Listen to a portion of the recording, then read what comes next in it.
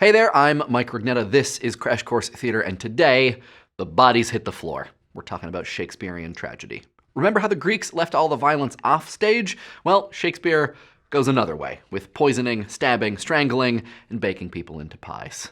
Get in line, sweetie Todd. There are already a couple Crash Course literature episodes about Hamlet and that Scottish king whose name I could totally say right now if I felt like it, but I'm just not going to. So we're going to be looking at King Lear. And to set it all up, we'll look at the staging conventions of Elizabethan drama and how all those soliloquies and storm scenes were acted. Macbeth. Okay, fine. I'm sorry.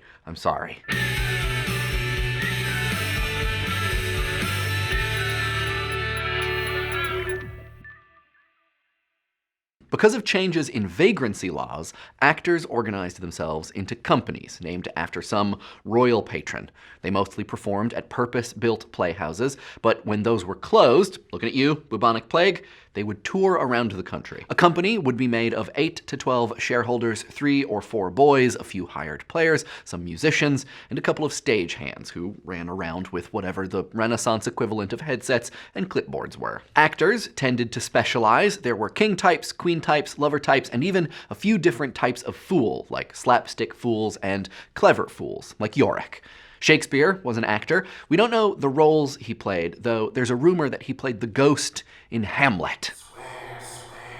Who said that? But even specialized actors had to do more than just act. They also had to sing and dance and sword fight, and boy, did they have to memorize. Actors would spend their mornings learning a new play and then their afternoons performing an old one. Because plays ran in repertory, there could be several plays on the go in any given week, and many actors had several parts within them. The boys in the company played the women's roles, and some of those women have a lot of lines. With a schedule like that, actors didn't spend a lot of time sitting around speculating about themes and motivations, especially because actors didn't get copies of the full script, just pages of lines and cues.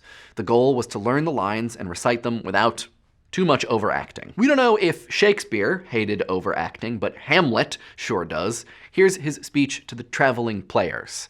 "Speak the speech, I pray you, as I pronounced it to you, trippingly on the tongue. But if you mouth it, as many of your players do, I had as lief the town crier spoke my lines.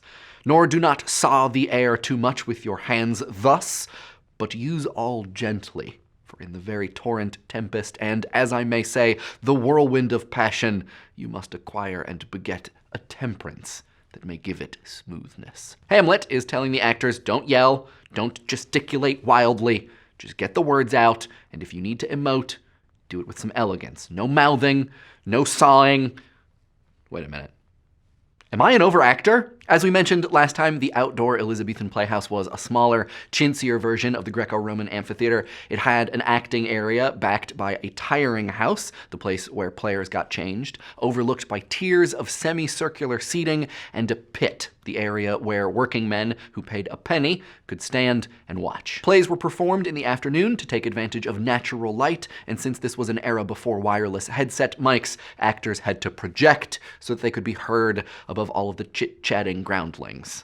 The stage was bare, except for big deal furniture like a throne or maybe a bed, and so to make things visually interesting, actors relied on sumptuous costumes and hand props. But this isn't the Japanese theater. If an actor held a fan, he was probably just using it to fan himself. There were only a few special effects, but a couple of those were fire-based, which is not the greatest idea in a theater made of wood. On that flammable stage, though, actors performed some of the most fire tragedies ever written. Many written by Shakespeare, who borrowed from Greek tragedy, the medieval morality play, and earlier Elizabethan forms to create a whole new genre. Seneca, who we met in our episode on Roman drama, is also an influence, especially on Shakespeare's first tragedy, Titus Andronicus. Still, let's remember that in terms of genre, tragedy is a flexible term. As we mentioned last time, it was the editors of the posthumous First Folio who decided to group his plays into comedies, histories, and tragedies. In Shakespeare's lifetime, there was a lot more slippage. A quarto of Hamlet was published as The Tragical History of Hamlet, which seems clear enough, but the history play Richard III was published in a quarto as The Tragedy of King Richard III. So that's confusing. More confusing, King Lear appeared in quarto as the true chronicle history of the life and death of King Lear and his 3 daughters, which makes it sound like it's a history play, but it's not. So we propose a shortcut. When it comes to Shakespeare, a tragedy is a play that ends unhappily and is not about a recent king. Like the other plays, the tragedies are mixtures of prose and verse, though they tend to go heavy on the verse, and the language is typically more ornate than it is in the comedies. As in Greek tragedies, they are action-packed, what with all the prophecies and soothsayers and vengeful ghosts. Shush it up! I don't want to hear it anymore. Shakespeare sets up related conflicts between fate and free will, individual desire, and public good. Reversal and recognition, they are here too, mostly. So is the idea of hamartia, or mostly good characters, missing the mark, like when Hamlet gets caught up in his father's revenge story, or Brutus joins the conspirators, or the Scottish characters in the play that I could totally name, if I wanted to, Agreed to Kill the King. But hey, there's new stuff too. For one thing, Shakespearean tragedies have a lot of funny bits. The actors in Shakespeare's company who played the fools were big crowd pleasers, so Shakespeare wrote parts for them, even in the sad plays. So if you like your tragedy extra depressing, too bad. As Samuel Johnson said, Shakespeare's work is defined by an interchange of seriousness and merriment, by which the mind is softened at one time and exhilarated at another. Another important difference, sin. These plays inhabit a Christian moral landscape, at least in part. It's not enough for characters to worry about what an action will mean on Earth. They have to wonder whether or not it will damn them in the afterlife. His construction of tragic heroes, though, is where Shakespeare made his biggest innovation. Greek tragic heroes are mostly good people who whiff it, but Orestes, Oedipus, Pentheus aren't as complicated as Hamlet, Othello, Antony and Cleopatra. The philosopher Hegel said that Shakespeare's big innovation was to put thesis and antithesis into a single character. So it's not Orestes versus Clytemnestra or Pentheus versus Dionysus. It's Hamlet versus Hamlet, and that's deep, yo. Basically, no one does radical psychological interiority like tragic Shakespeare. This sets him apart from, well, everyone, but also his contemporaries. In most Elizabethan revenge tragedies, the revenger becomes more evil the more evil they do. Which, I mean, makes sense, right? But Shakespeare never lets the heroes of his revenge tragedies become dehumanized. They're thinking, they're questioning, they're trying to figure out if what they're doing is right, and if there are alternatives. We never stop feeling for the heroes of Shakespeare's tragedies, and this emotional engagement is a lot of what makes them so sad and terrible and great. To see this in action, we're going to explore one of Shakespeare's greatest tragedies, King Lear, a play set in some fairy tale, hurricane-ravaged version of ancient England that was first performed at the Palace in 1606 and probably written the year before. Adjust your screen brightness, ladies and gentlemen, because things are about to get dark. Like the way thought bubble. King Lear decides to retire, which is not something kings do. But first, he makes his daughters stand up before the court and praise him. His older daughters, Goneril and Regan, make kissy faces. This disgusts his youngest, Cordelia, who says nothing. So her father takes away her inheritance and banishes her. He also banishes the loyal courtier, Kent.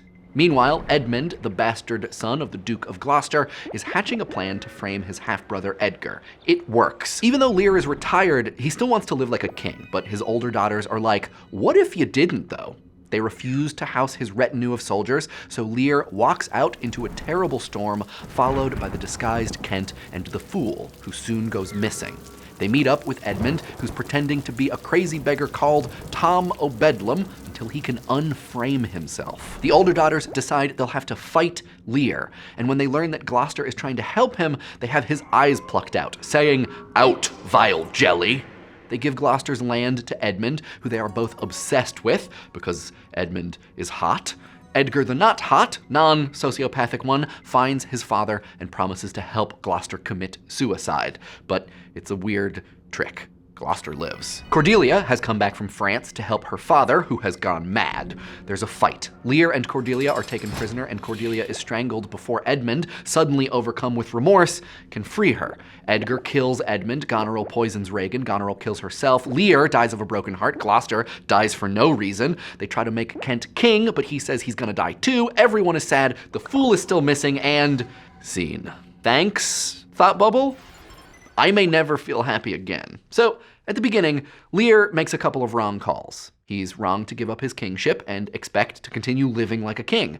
He's wrong to ask his daughters to perform their love, rather than to honestly feel it. But throughout the rest of the play, we see him wrestle with and regret his bad decisions. He's never depicted as a monster or a sinner who can't be redeemed. He's a sad and increasingly crazy old man who asks for our sympathy and probably gets it. There are also a couple of exciting reversals. Lear's team is going to win. No, it isn't. Oh, wait, yeah, it is. But, oh, everyone we care about is dead. One of the really clever things Shakespeare does is withhold recognition. There's some discrepancy between the quarto and folio versions, but in his last moments, Lear seems to imagine that Cordelia might still be alive. Shakespeare asks us to decide whether it's better to live with this comforting illusion or to accept the harsh, unvarnished truth. We made it.